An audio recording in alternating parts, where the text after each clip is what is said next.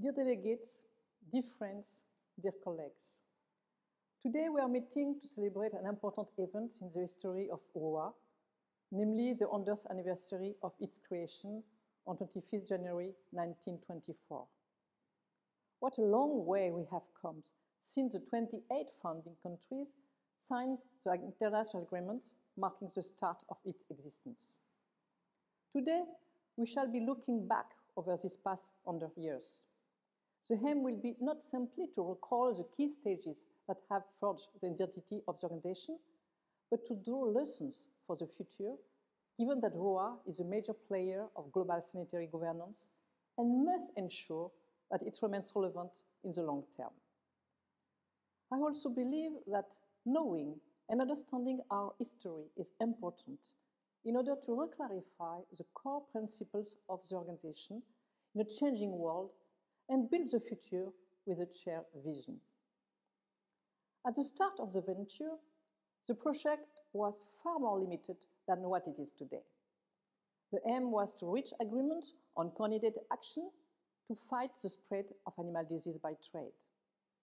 Over the years, this historic mission has been enriched and the mandate broadened to include other activities.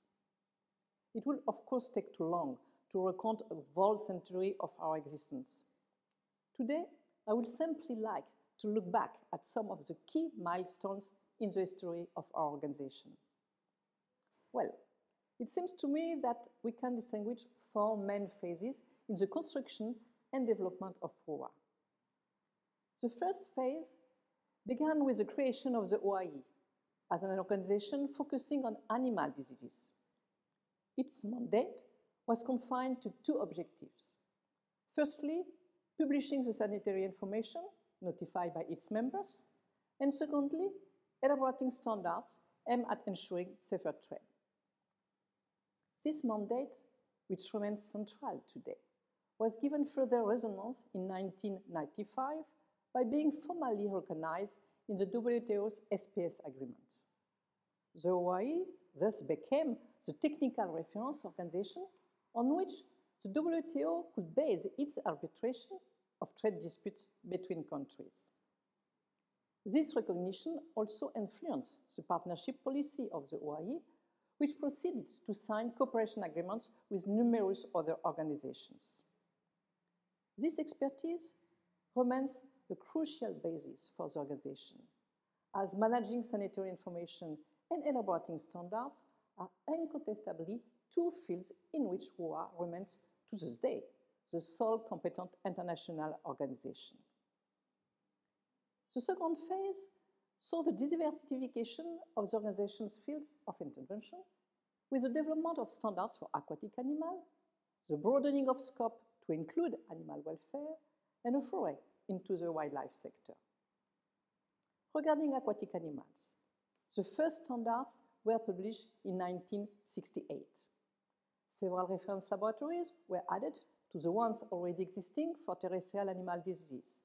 And gradually over the years, our area of intervention was significantly expanded to include disease of mollusks, crustaceans, and amphibians. Today, we have a coherent strategic approach that considers aquatic animal health in a holistic manner, but more needs to be done as this sector still does not receive the attention it deserves. Regarding animal welfare, our commitment dates back to the beginnings of the 2000s with the publication of the first standards and then the launch of regional strategies. Admittedly, this was a rather production-oriented approach, but we have now managed to evolve towards a more welfare-oriented approach. Since 2017, we have in place a strict global strategy, and we have established a global animal welfare forum to facilitate dialogue with the concerned stakeholders. Thus, over and above the standard-setting work, more general topics are discussed, such as the contribution of animal welfare to SDGs or animal welfare economics. Lastly, we are involved in wildlife health, thanks to considerable effort to make a significant impact. Our actions now take place within a wildlife health framework. several studies have been published. For instance, during the COVID-19 crisis, important recommendations were issued regarding trade in wildlife and wildlife surveillance. And the organization's interventions are today duly noted at events organized by partners such as CITES, UICN, and so on. Let's move on now on the third phase of our history, marking another important change in the role the organization intends to play. In the 2000s, we complemented our disease or theme-based approach with a more transversal involvement on behalf of the veterinary services. A marvelous project was launched, and today everyone knows about our PVS pathway, our programs of twinnings between laboratories, between veterinary education establishments, and between veterinary study bodies, as well our veterinary education guidelines. These programs have become pillars of the organization's mandate. Since I was elected, I endeavored to make the organization more inclusive, and advocacy on behalf of the veterinary services solely by promoting the veterinary profession has now evolved to advocacy on behalf of all those professionals working on a daily basis for animal health, namely veterinary paraprofessionals and community animal health workers. And today, we are working to strengthen the entire workforce. Few words now on the fourth and last phase I have identified. It revolves around two strong ideas. First, strengthening the organization's strategic approach to make the resulting actions more consistent. And secondly, positioning the organization more strongly as a player at the intersection of critical global challenges, such as the One Health approach and the SDGs. As I have already said, WOAH's involvement is now more clearly defined through framework strategies, which are then broken down into operational activities on animal welfare, the fight against antimicrobial resistance, aquatic animal health, and so on, as well, of course, for some priority animal disease, foot and mouth disease, P. ruminant, rabies, avian influenza, or African swine fever. And let us not forget that these strategies are also intended to open the organization to sustainable and operational partnerships beyond the strict limits of veterinarians' usual areas of intervention. As a matter of fact, I am convinced that WOAH can and ever should play a role in resolving critical global issues. That is why, during my term of office, I have worked hard to ensure WOAH's strong involvement within the quadripartite and our presence at high-level events, thereby providing us with political visibility and legitimacy. Position papers, statements, or vision papers are already being published on topics such as livestock production, animal welfare, the use of growth promoters, and so on. And tomorrow, we need to make our voice more clearly heard in societal debates.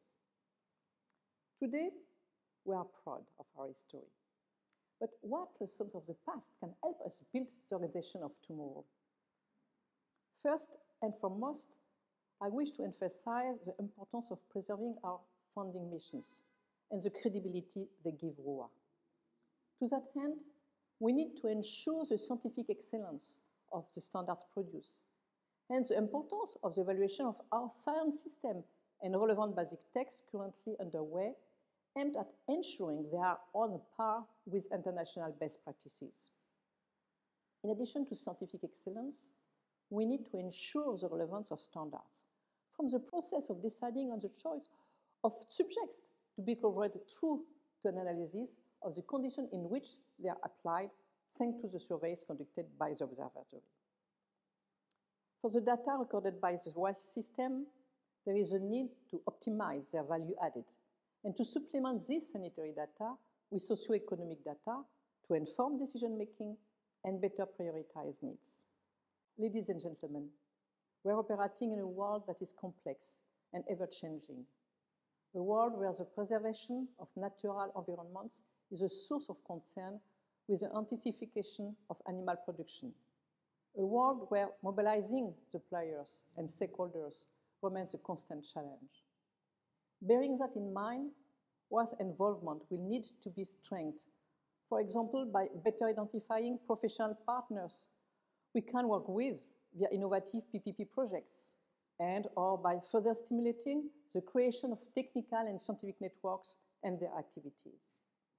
This should help WOAH to express a clear position on topical issues, mindful of the need to consider animal health, economy of animal production, preservation of environments within a perspective of sustainable development. Lastly, I believe the future of the organization will involve a greater momentum of our regional strategies. To this end, we need you, the members and partners of the organization, and I hope that the information collected during previous missions will help us to better identify your expectations and needs, thereby allowing more efficient deployment of our global strategy at regional level and a greater ownership of our activities at a national level. Ultimately, after 100 years of existence, I think we can all recognize and acknowledge that WOAH has become an organization that is concerned with all aspects of animal health following an holistic approach. That WOAH is an organization whose voice is heard beyond its usual environment thanks to the expression of opinions and to partnerships that combine policy objectives and operational actions. And also an organization that is credible, allowing us to envisage exerting political influence at high-level international forums. We can thus hope that the negotiation underway at WHO on the future pandemic treaty will be an opportunity for WOAH to be legally recognized as an important player in future global health governance along similar lines to the WTO SPS agreement. Our organization has the strength to begin a new chapter in its history, and I thank you for helping us to write it.